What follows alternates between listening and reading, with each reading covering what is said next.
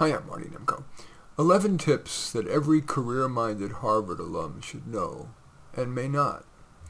I am planning to give a talk to Harvard alum, and here's what I've cooked up, derived from my clients' experiences and, my own.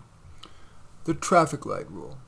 Harvard alums tend to be ideationally fluent, which can lead to tangents and excessive detail. Well, listeners tend to value concision, to remember only the main points. The traffic light rule offers a way to rein in excessive volubility. During the first 30 seconds of an utterance, your light is green. Your conversation partner isn't overwhelmed yet with or bored by your content, and knowing you have just 30 seconds before their attention may start to wane, or that the essence of your content gets buried amid the less central, you tend to present the most important content. During the second 30 seconds, your light is yellow. The probability is increasing that your listener is bored, eager to chime in, or thinking you talk too much. Don't you know people you wish would shut up already? Going into the yellow zone may start to diminish your conversation partner feeling good about it, and maybe about you. At the 60-second mark, your light is red. Unless you're telling a story of compelling interest or explaining something that demands a bit longer, it's wise to ask a question or to stop to give your conversation partner a chance. Remember, most people need to feel ownership in an idea.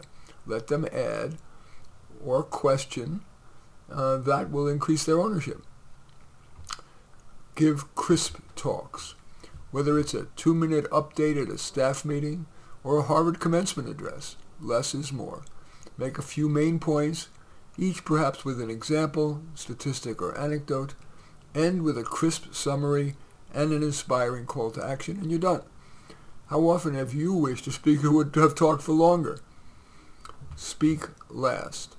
At meetings, default to waiting to speak until you think the convener is ready to move to the next topic or to end the meeting.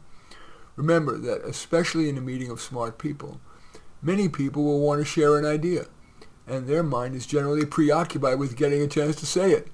So they may not be fully open to what you're wanting to say. They may even resent your taking their time. Instead, wait until everyone has had their say, or at least you think they have. Sure, there's a chance they will have made the point you want to make, but that disadvantage is outweighed by their mind having been freed up to really hear you. And that's not just because they would have had their say, but because your silence may have made them a little curious about what you were thinking. Plus, you may be able to then give due credit. As Mary said and Jose added, and then you can insert your pearls. Avoid lemming language, cliches. We find comfort in using familiar phrases, argot, jargon, but that can be distancing and reduce credibility. In a work presentation, you lose credibility, even if it's true, if you invoke cliches such as, let's exceed expectations and delight the customer, or our people are our most important product. Lemming language is particularly dangerous for job seekers. Too often, LinkedIn summaries include the likes of profit-driven dynamic self-starter. A LinkedIn profile, resume, or job application cover letter must create enough connection and credibility that the target employer plucks you from the madding crowd. Lemming language is inimical to that. Take the time to come up with less cliched, more human language. For example, I enjoy figuring out better ways to incorporate AI into supply chain management. Acknowledge a weakness. Some empowerment gurus discourage self-effacement, but my clients and I often find it disarming and enhancing in credibility. For example, even in a resume, by saying, for example, if I were looking for a job, I would point out that I love working by myself. I am a self-starter, but I'm not good on teams. I tend to overwhelm. And so that would filter out the wrong employers, the wrong job descriptions, filter in the right one, and it enhances my credibility when I go on to say something positive about myself. Another example, someone who gives a talk on the latest in battery technology says things like, oh, I'm an engineering idiot, but I've learned some promising avenues for the next generation phone batteries that you might find a benefit.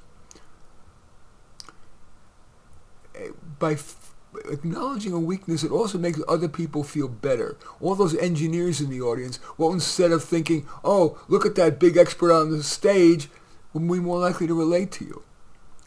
Be aware of your time's asymptotes. Everything we do reaches an asymptote, that point at which additional effort yields ever less benefit. Try to stay aware of such moments and decide when the opportunity cost of staying the course exceeds the likely benefit. That can apply to everything from how much effort to put into a report to how much time to spend deciding where to go out to eat. Focus on non-cash items in compensation negotiations. We tend to focus on salary. It's salient, a quantitative, ostensible metric of your merit, but any additional cash you negotiate will be taxed at your top rate, and the employer derives no benefit. It's often better to focus on the non-cash items in the package, especially those that would benefit the employer. Examples: an expanded training budget for yourself, revised job description to accentuate your strengths and preferences, or more or less time working remotely. For example, I'm more efficient at home, not having had to endure a long commute. At minimum, can we try it as an experiment? Not workaholic, but heroic. Many people work long hours not because they're workaholics, a pathologizing term evoking alcoholic, but because they choose it as a wiser use of time than other activities. If you work long hours, perhaps be confident in the wisdom of that, at least wisdom for you. Hire wisely. I too often see clients puff themselves beyond recognition, guilty, for example, of creative writing in their resume and LinkedIn. So in hiring, it may be wise to, as many top companies do, prioritize candidates who are referred by trusted colleagues. And interviews should focus not on coachable stock questions like, tell me about a weakness you've overcome, but rather, interviews should include simulations of the job's common, difficult tasks. Own a dull, normal business.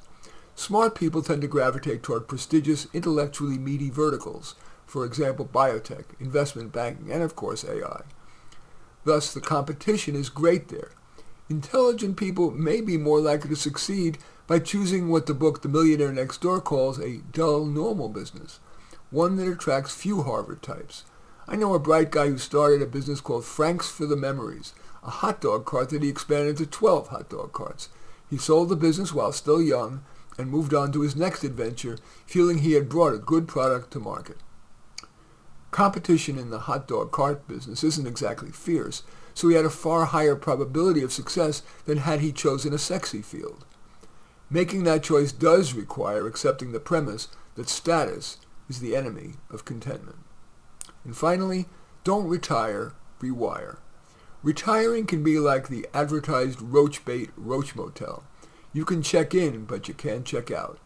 Instead of saying you're retiring, whether speaking with a colleague, a friend, or the media, it's often wiser to explain that you're not retiring, you're rewiring. Indeed, you should be. When a superintendent of schools decided she had enough of 7 a.m. Zooms to discuss compliance, she rewired. She became knowledgeable about AI in education, including having visited China to learn what they're doing. By the way, they're doing a lot, including students having what they call an e-lion, a stuffed animal that is an AI-based tutor and companion. Now, when someone asks that person, what are you doing in retirement? She can counter any visions of her sitting in a rocking chair with the likes of, I'm not retiring, I'm rewiring. Good brand. Indeed, her brand, by the way, again, that she's giving talks on the present and future of AI in education. It's a good brand. Indeed, branding can continue into retirement. As I like to end all my talks, is there at least one thing that you would like to do differently as a result of watching and listening to this? In any event, that's 11 tips every career-minded Harvard alum should know and may not. In any event, I thank you for watching. I welcome your thumbs up and accept your thumbs down. I always look forward to your comments and especially like it if you hit the share button below. Share on your social media so that my efforts can have broader impact. And I am flattered if you choose to subscribe to my channel, and certainly would welcome you taking a look at any of my 36 books. Perhaps most relevant is How to Do Life, but all 36 are on Amazon. In any event, thanks for watching. I am Marty Nemko.